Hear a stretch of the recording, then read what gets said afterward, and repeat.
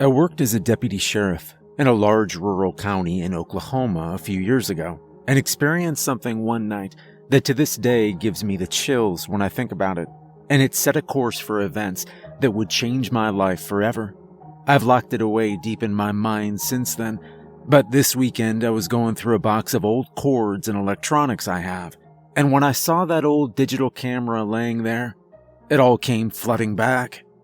Even though it's been quite a few years, I couldn't shake the uneasy feeling I had as I lay in bed last night as memories of that night flashed through my mind.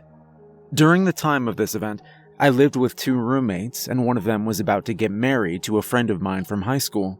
They were having their engagement party on a Saturday, and even though I had to work all day, I told them I'd be home around 9 p.m. and we'd continue the party as many of our high school friends would be there, and I was looking forward to it.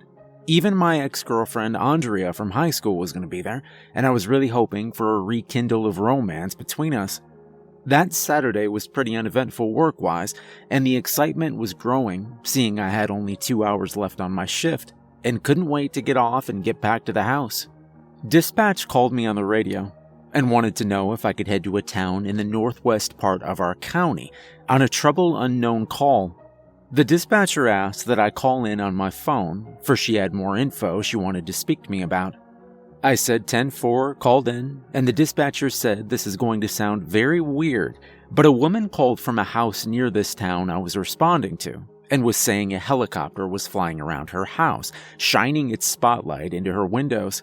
I was like, okay, and knew there was not much I could do about it, but I stepped it up because I wanted to see for myself. This town was a good 20-minute drive from my location, and I hoped it was still there when I arrived, because I'd never heard of anything like this before, and really wanted to have a good story to tell when I got home later. I was about 5 miles away when I came over the hill, and I could see lights of the town ahead of me. This lady that called lived about a mile outside of it, and her house sat on a large acreage which had its own road that ran for about a half mile until it met the main road. It was pretty overgrown and tree-covered in that area, but I knew I could see her home from the main road and hoped I could view the helicopter that was lighting up her house. I was now about a quarter of a mile from the turn into her driveway and had a clear view of her house, and as sure as I'm writing this, I could see a long searchlight beam illuminating her top floor window, and the beam extending up into darkness. I didn't want the pilot to see me, and I shut off all the lights on my car and rolled down the front windows as I crept up to her private road to her home. And that's when reality hit me. I'd served in the Navy on a naval air station and seen many helicopters coming and going, and as everyone who has ever witnessed one flying over their house knows, they're loud as hell. The problem I had at that moment was there was nothing but silence. No strobe lights, no rotor sounds, nothing but the light. The hair on the back of my neck started to stand up as I pulled closer to the house. Whatever it was just sat there silently, and I sat there a few minutes staring up at it, trying to figure out a reasonable explanation for what I was witnessing. I opened the car door and walked slowly up to the house. I could see lights on the lower floor of the house, and upstairs was dark except for the light beam. I made it to the door and knocked several times, but the lady never came. I pounded on the door, and nothing. I decided to walk back to the car and get on my PA and announce to her I was there, and as I started walking towards the vehicle, the light fixated on me and followed me the entire way. My heart was racing, and I had a pit in my stomach. I'd never experienced anything like this in my entire life. I picked up the mic and said, "Ma'am, this is the sheriff's office. Please come to the door." And then the front door swung open, and a very frightened lady came running to me. She said she was sorry she didn't come when I knocked, but she'd been in her kitchen on the phone with her son when I was at the door and was too afraid to move because she heard what sounded like footsteps on her second floor and was scared to death to pass the staircase. She said when she heard me on the loudspeaker, the footsteps stopped, and she decided to run out as fast as she could. By the time the light had fixated itself back on the house, we both stood there staring up at it. I asked her if she'd seen anything like this before, and she said no. I said, "Well, I haven't either, and I'm not really sure what to do here." I reached through the open window of my car and pointed my spotlight at whatever was on the other side of the beam of light, and I could barely make out the end of the object. It looked like the front end of a submarine, black and pointed, but I wasn't able to see anything else, for my light was not strong enough to see to the other end of it. We kinda just sat there scratching our heads, until jokingly I told her I'd get on my PA and tell it to leave. She asked if I could shoot at it, and I said no, because it might shoot back at us. I picked the mic up and announced, "I don't know what you are and why you're here, but leave this lady alone and move on." We both kinda laughed, but that laugh turned to shock as the searchlight turned off and we could barely make out the outline of the object in the sky. It sat there for about 10 seconds and then slowly started to drift off to the north. I could only see it moving as it was blocking out the stars behind it, and after a minute or so, it seemed to finally be gone. The lady was still scared to death and really didn't want to go back inside her house, but I told her I'd go with her and clear each room, and hopefully she'd be at peace and left alone for the night. The house was quiet and empty of any beings except us, and I told her if you need us again, please call, and even though I'd be off soon, another deputy could respond. She thanked me, and I was on my way. I had this creeped out feeling as I drove down her driveway back to the road, and after clearing off that call, I decided I'd drive into the small town and grab a drink to catch my breath for a minute. When I turned on the main street in town, I could see the general direction towards her house, and it was at that moment I noticed the object was back. I remembered that in my bag I had my digital camera, and I decided I was going to get proof of this so that anyone who called me crazy after this night could be proven wrong by any evidence I was able to get. I radioed dispatch and told them I was returning to the previous caller's address, that the trouble had returned. I asked dispatch for another unit, but unfortunately in rural counties there could only be one or two working, and the other was 40 minutes away and didn't have that kind of time.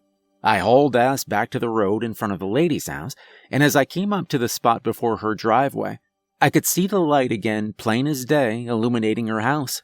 I jumped out of my car, put the camera on the roof, and pointed it right in the area of the light beam. This camera was pretty advanced for the day and cost me a small fortune, but compared to today's tech, it'd be pretty outdated. I took one picture as normal and couldn't see anything, and started adjusting the exposure and snapping pictures until I could make out the outline of the object. There was that familiar shape like the front end of a submarine, and I could only make out the front part of it where the light was coming from, as the other end of it was still not visible. I was just glad I had something on camera and had something to back up my story. I jumped back into the car and made it up to her driveway, and I could see her near her car with items all over the ground and frantically trying to gather them up and put them in her vehicle. She was in a total state of panic, and I did my best to calm her down, but her hands were trembling so bad that I told her to step back and I'd help her put them in the car. She said she'd gone to her bedroom and was preparing to go to bed when her entire room lit up and she heard pounding on her roof. She said she sprang out of bed and grabbed a few overnight things and planned to stay at her son's home that night. I told her that was probably a good idea, and I'd follow her there to make sure she was safe. When we finished loading her items in the car, the light went off again, and I told her not to waste more time, let's go. We tore out of that driveway, and when we got to her son, he was very confused by all of this, especially now that his mother and a deputy both were at his house, clearly shaken. He thanked me for the help, and I left. I made it back to the station and finished a few reports and visited with the dispatchers for a bit. They were both on edge and freaked out after I told them what I just saw, and I made the joke that I'd probably take a lot of ribbing over this incident and fully expected it when I returned to work a couple of days later. I lived about 20 minutes away from the station, and since my shift ended, I headed home. I was making good time trying to hurry and get to the party, but the events of the night were still heavily on my mind. The area I was driving in is pretty flat, and you can see miles in each direction. I stopped at a stop sign that was on the route, and when I did, I saw a familiar sight. Off about 2 or so miles away, I could see the beam of light shining down on what I thought was a field or pasture. It was slowly drifting in my direction, and I wasn't sure if I should floor it or wait around and see what it does. Stupidly, I waited around to watch, because my curiosity was killing me at that point. I remember stepping out of the car and walking up to the barbed wire fence that ran along the length of the road. As the object got closer, I could feel a pounding at the bottom of my throat, and I realized it was my heart. It was about to beat out of my chest, and the next thing I remember was waking up in pain. I was on my back, and my arm was tangled in the barbed wire. The object was gone, and my car was still running, but I had gashes that were bleeding and was able to stumble back to my car and open the first aid kit. I had no idea at that point if anxiety caused me to pass out, or if I was affected somehow by the craft. I didn't want to know at that point. I just wanted to get home. I drove home in a daze and was consumed by this strange feeling. I finally pulled up into my driveway, grabbed my bag, and slung my rifle around my neck. Before I opened the front door, I could hear laughter and carrying on inside, and knew once they saw me, they were going to think I either got into some serious stuff at work or had an accident. I slowly opened the door, walked in, and threw my bag down, and I heard a loud, "Oh my God!" Lane, the nurse, came running up to me and said, "What the hell happened?" I told her it was a bad day at the office and asked her if she would look at these wounds. She said absolutely, and we walked to the kitchen sink where she helped me get the wrap off and clean up the scratches. She told me I was probably okay and could just bandage them up at home without stitches. Everyone was crowding around me trying to find out what happened, and I just sat down pondering whether or not to tell them. I told them they were not going to believe it, but I'd fill them in on the story. My ex-girlfriend sat next to me, and I felt comforted from that and basically relayed every detail of the events of that night. Everyone was speechless, and you could have heard a pin drop until my roommate formed a big smile on his face and said, "No way in hell, dude. You're just screwing with us." I told him I figured he'd feel that way, but I was about to change his mind because I had photos. I reached into my bag and pulled out my camera, told them if they'd like to see it, then to follow me up to my room. All 5 of them lined up behind me and followed me. Andrea and 2 of the other girls were talking about how freaked out they were, but my roommate was still skeptical. I grabbed the cable and plugged the camera in and started importing the photos. There were 7 of them, and you could see in progression from the first I took to the last how much more detail of the object came out. Everyone was in stunned silence with wide eyes and open mouths. The first question they had was if it followed me home. "It could have," I said. Everyone just kind of looked around at each other and then back at me. They asked me what I planned to do next, and I told them nothing. No way in hell was I going to publish these pics and probably just never speak of it again. I didn't want to be that guy that saw and interacted with a UFO, and I think they all understood that. I unplugged the camera and threw it back in my bag, even though they were all asking for copies of the pictures. I said I'd think about it. Everyone was scared to death now, and they all said they were staying and not leaving. I think they were afraid they would walk outside and a light would shine down on them. Andrea cried out. I asked her what was wrong, and she said she was having to house sit at her parents' house that night because they were out of town and had dogs that needed attended to. She was begging her friends to go with her, and none of them would. They were that frightened. I told her I'd be glad to go with her and stay, or we could go and bring the dogs here. She said they were elderly and probably not a good idea to move them from the house, but gladly accepted my offer of staying there with her. She waited for me to shower and change, and still having that awful, creepy feeling, I made sure to grab my bag and service weapon, and I followed her to her parents' house just a few miles away. It was very dark when we arrived, and I followed her through the garage into the house. The house was also dark and cold inside, and I couldn't shake that creepy feeling that I had all night. I told her I'd sleep on the couch or wherever, but she said no way. We were sleeping in her room, and that was that. I had a bit of trouble falling asleep, but I finally did, and woke up around 3 a.m. alone in there. I thought maybe she'd gone to the bathroom, but after about 15 minutes went by, I decided to get up and see where she was. I turned the lights in her room on in the hallway and called out her name, but there was no answer. I made it to the living room, and I heard the back door slide open, and she told me to come out with her. I asked her what was wrong, and she said she'd had trouble sleeping because all she could think about was my story, and she wanted to see it for herself. I was kind of surprised considering how scared she was earlier. She asked if I'd drive her back to the same area I saw the craft, because she just had to see it. I didn't want to go back at this hour because this evening had been eventful enough, but she pressed on, and I really wanted to get involved with her again, so I agreed. We loaded up into my truck and started to drive back to the dark rural part of the county, and I was secretly hoping we would see nothing, and I could just put this night behind me. After a half hour or so, we made it to the intersection, where I seemed to have passed out. It was dark and quiet, and a light warm breeze blew as I showed her the part of the fence I cut my arm on. We stood out there staring at the sky until 4:30 in the morning. I told her whatever it was is now probably long gone, and we should get back. We started for the truck, and my stomach dropped when I heard her scream.